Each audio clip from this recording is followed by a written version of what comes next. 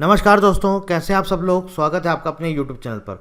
दोस्तों, आप सबको पता होगा एनटीए ने जब सीजीपीडीटीएम का इंटरव्यू कंडक्ट कराया था, लास्ट इंटरव्यू इन्होंने कंडक्ट कराया है 26 अप्रैल को और आज डेट हो चुकी है 14 जून। कल यानी कि 15 जून को पूरे 50 दिन हो जाएंगे और अभी तक रिजल्ट ना तो डिक्लेयर किया है, ना ही उसके बारे में कोई नोटिस डाल रहे हैं कि भैया हम इस दिन डिक्लेयर करेंगे। जब आपने प्रीलिम्स के टाइम पर आपने एक एक डेट बताई थी, आपने वहाँ पर एग्ज़ाम डेट बताई थी, इसके अलावा आपने बताया था कि हम रिज़ल्ट इसका कब तक देंगे, फिर आगे बोला था कि बाकी जो भी फर्दर जो भी आपका प्रोसेस है उसके ड्यू डेट हम आपका ड्यू कोर्स में बताएंगे, मतलब जो आपका बीच में हम आपको बता देंगे कब तक उसकी डेट्स वगैरह अनाउंस करेंगे। आप एग्ज़ाम लेने के टाइम पर तो आपको बहुत जल्दी रहती है, आपने फटाफट एग्ज़ाम कंडक्ट कराए और आप सबको पता होगा कि 21 दिसंबर को इन्होंने प्रीलिम्स कराया, 10 जनवरी से लेकर के 14 जनवरी तक इसका रिज़ल्ट चला। इसके बाद 25 जनवरी को एग्ज़ाम कराया और उसके बाद 5 फरवरी को जो कि री एग्ज़ाम हुआ उनका, जिनका कि एग्ज़ाम छूट गया था। यही सेम कहानी दोहरा रहे हैं नीट के एग्ज़ाम में। नीट के एग्ज़ाम का जो रिज़ल्ट डिक्लेयर किया गया है, इन्होंने बोला था 30 डेज़ में रिज़ल्ट डिक्लेयर करेंगे और जल्दीबाजी में इन्होंने क्या किया, ग्रेस मार्क्स दे करके इन्होंने 10 दिन के अंदर अंदर रिज़ल्ट डिक्लेयर कर दिया। अब वहाँ पर इतनी क्राउड है, उन्होंने प्रेशर बनाया, आखिरकार मजबूरी में इनको हार माननी पड़ी और उन्होंने अपना जो भी डिसीजन था उसको चेंज किया और दोबारा से रिकंडक्ट करा रहे हैं उन सारे कैंडिडेट्स के लिए। 1563 जो कैंडिडेट्स हैं उनके लिए रिकंडक्ट करा रहे हैं उसी एग्ज़ाम को दोबारा से। सेम चीज़ इन्होंने यहाँ पर भी करी है। इसके बाद क्या हुआ, इसके बाद इन्होंने जब आपका मेंस एग्ज़ाम हो गया, री एग्ज़ाम करा दिया 5 फरवरी 2024 को। उसके बाद इन्होंने 26 मार्च 2024 को इसका रिज़ल्ट डिक्लेयर किया। 26 मार्च 2024 को आपका मेंस एग्ज़ाम का रिज़ल्ट डिक्लेयर किया। इसमें भी चलो हम मान सकते हैं कि आपका जो डिस्क्रिप्टिव पेपर था, चलो उसको कॉपी चेक करने में टाइम लग सकता है, हमने मान लिया। लेकिन इंटरव्यू तो आपने तुरंत का तुरंत इंटरव्यू लिया, आपने कैंडिडेट की परफॉर्मेंस उसी टाइम पर आपने जज कर लिया, आपको पता चल गया ये कैंडिडेट कैसा है, इसका नॉलेज कितना है, क्या ये आने लायक है, सेलेक्ट होने लायक है या नहीं है। चलिए, इसमें तो टाइम लगना ही नहीं था। और बाकी यहाँ पर आपको 20% वेटेज लेना था और यहाँ पर आपको जो मेंस का एग्ज़ाम है इसका 80% लेना था। इसका आप ऑलरेडी रिज़ल्ट डिक्लेयर कर चुके हो। सिर्फ यही तो आपको चेक करना था कि कैंडिडेट्स को देखना था कि कैसा उसका पर्सनैलिटी है, उसको नॉलेज कितनी है, किस तरह का आपका कम्युनिकेट कर रहा है चीज़ों को, उसको चीज़ें आती हैं नहीं आती। इसमें तो मुझे नहीं लगता इंटरव्यू का रिज़ल्ट में आपको 50 दिन लगेंगे किसी भी कैंडिडेट का लेने में। तो ये मेरे हिसाब से जो बहाना दिया गया है, कैंडिडेट्स ने मैसेज किया उन्नत सर को, उन्होंने रिप्लाई किया कि एमसीसी लगा हुआ है, मॉडल कोड ऑफ कंडक्ट, लेकिन इस बीच में बाकी और भी ऑर्गेनाइजेशन थे जिन्होंने रिज़ल्ट डिक्लेयर किया है। ऐसा तो नहीं कि रिज़ल्ट डिक्लेयर नहीं किया गया है। उसके बाद आप ये बोल रहे हैं कि फ़ाइल जाएगी साइन होने के लिए, फिर वहाँ से अप्रूव होगी मिनिस्टर से। चलो मैं मान लेता हूँ कि एमसीसी लगा हुआ है। 4 जून को काउंटिंग हुई, रिज़ल्ट आ गया, ठीक है। रिज़ल्ट आया 5 जून को इलेक्शन कमीशन ने एमसीसी हटा दिया, मॉडल कोड ऑफ कंडक्ट 5 जून को हटा दिया। 5 जून से 15 जून 10 जून होने वाले हैं, अभी तक कुछ भी अपडेट नहीं। चलो हम मान सकते हैं कि अगर मिनिस्टर चेंज हुए तब भी हम मान लेते हैं, मिनिस्टर भी वही हैं, mister Piyush Goyal, commerce minister, इनको वापस से वही पोर्टफोलियो मिला है मिस्टर पीयूष गोयल को। अब किस चीज़ का डिले है, इनको तो पहले से पता है कि ये एग्ज़ाम हो चुका है, इसका इंटरव्यू हो चुका है, आपने ऑलरेडी साइन करके रखा है। अब किस चीज़ का डिले हो रहा है, आप क्यों ये रिज़ल्ट को रोक के रखे हुए हैं। देखिए, 2-3 चीज़ें हैं, मैं एनटीए से भी और सीजीपीडीटीएम जो ऑर्गेनाइजेशन, इनसे भी पूछना चाहता हूँ।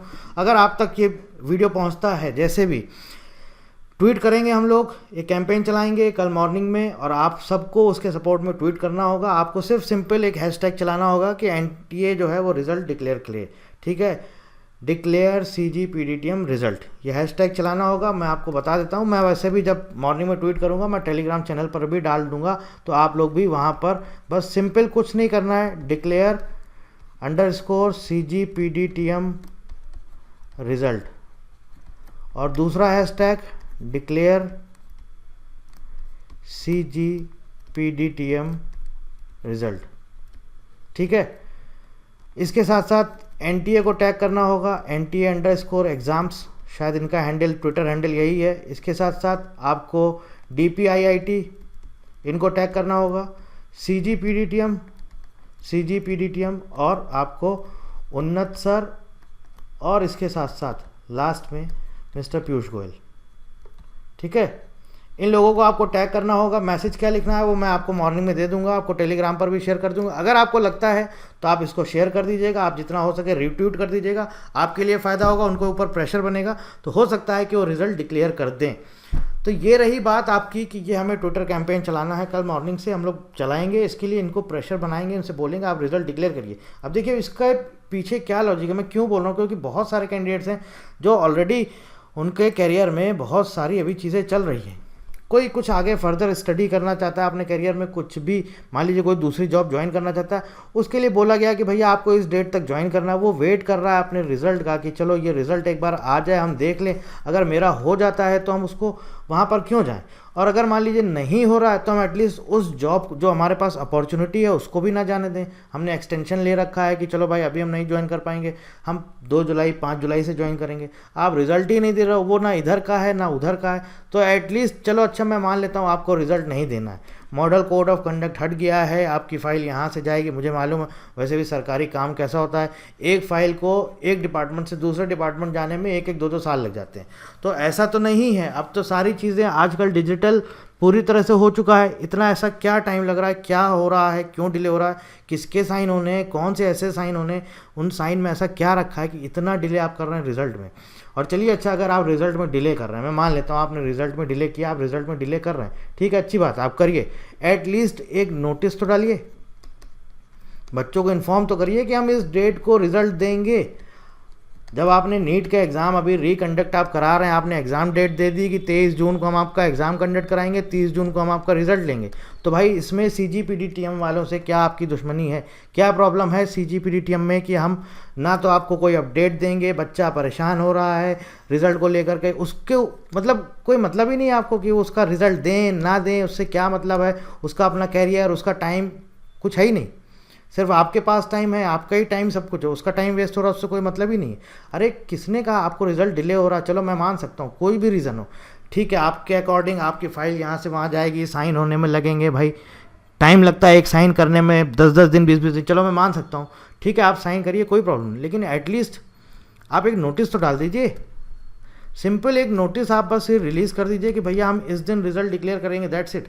इससे ज़्यादा आपको कुछ करना ही नहीं है, आप सिंपल एक नोटिस दे दीजिए हम इस दिन रिजल्ट डिक्लेयर करेंगे, बता दीजिए कि 15 जून 30 जून 15 जुलाई कब तक आप देंगे। बच्चा कब तक वेट करेगा, उसके करियर का सवाल है, वो ना इधर का है ना उधर का है, उसको दूसरी जॉब ज्वाइन करनी, उसको आगे कहीं एडमिशन लेना, उसको अपना करियर देखना, उसको अपनी पढ़ाई आगे परस्यू करनी, क्या करे वो। एटलीस्ट इस डायलेमा में तो ना रहे कि रिज़ल्ट आएगा तब हम ये करेंगे, रिज़ल्ट नहीं आएगा मान लीजिए हम फेल होंगे तो हम ये करेंगे। उसकी अपनी उसने अपने कुछ ऑप्शंस कुछ चॉइस उसने सोच के रखी होगी कि अगर होगा तो हम इधर जाएंगे, नहीं होगा तो एटलीस्ट हम ये वाली चीज़ ज्वाइन करेंगे, और उधर भी डिले हो रहा है क्योंकि रिजल्ट नहीं आ रहा तो उधर भी टाइम उसका जाता जा रहा है। तो एटलीस्ट एक रिक्वेस्ट है आपसे कि एटलीस्ट एक नोटिस तो रिलीज़ कर दीजिए बस आप, बाकी और कुछ भी नहीं चाहिए।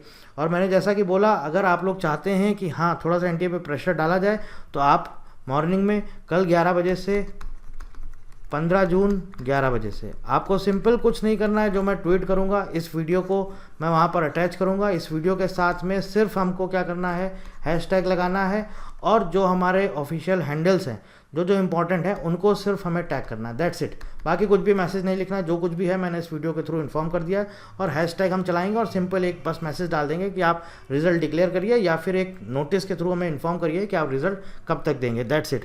बाकी आप दोस्तों अगर आपको लगता है कि आप कि कुछ और सजेशंस हैं या कोई एडवाइस जो आप देना चाहते हैं आप हमें ज़रूर बता सकते हैं।